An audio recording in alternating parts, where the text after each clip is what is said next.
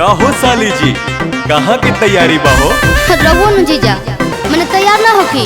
ओहो बुझ गई नी मनबू ना सो। हाँ जी।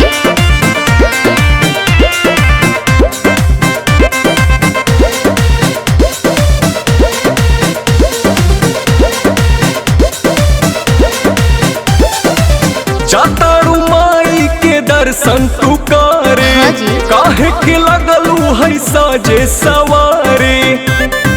मैंने तैयार ना होखी। अरे जल्दी होखा। जातारू माई के दर्शन तू करे। हाँ जी। काहे के लगलू है साजे सवारे। रील बनी मंदिर के गेट पर जीजा। अच्छा वीडियो बना के डालब नेट पर जीजा। ओके। बुलेट पर जीजा। का? बुलेट पर जीजा। बोला ले चले घुमावे बुलेट पर जीजा। जरूर हो। बुलेट पर जीजा। बुलेट पर जीजा। ले चले घुमावे बुलेट पर जीजा। बुझनी हम सब बुझतानी।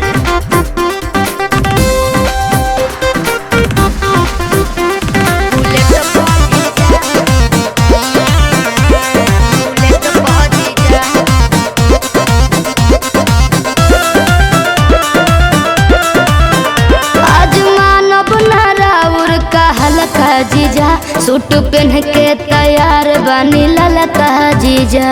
अच्छा ठीक बा।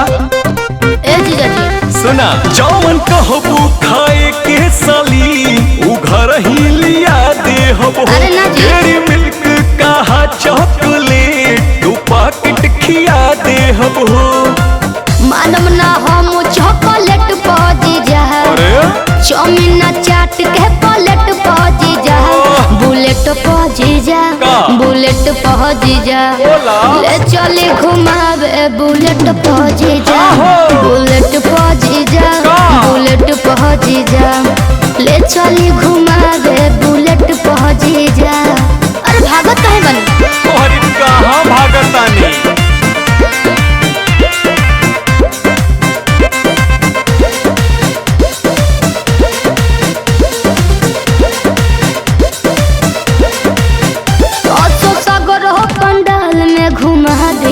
जी हाँ। जीजा बिमल से ये श्रद्धा पूरा दी जी।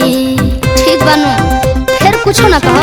अच्छा सुना जयबू माई के दर्शन करे की का वीडियो बनावे जाइबू।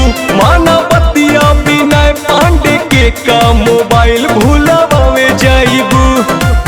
आई है नेटार गेट पहुंची जा। अरे ना हो। चली पंडाल वाला सेट पहुंची जा। हाँ। बुलेट पहुंची जा। का? बुलेट पहुंची जा। बोला ले चली घुमावे बुलेट पहुंची जा। के बा? बुलेट पहुंची जा। बुलेट पहुंची जा। ले चली घुमावे बुलेट पहुंची जा।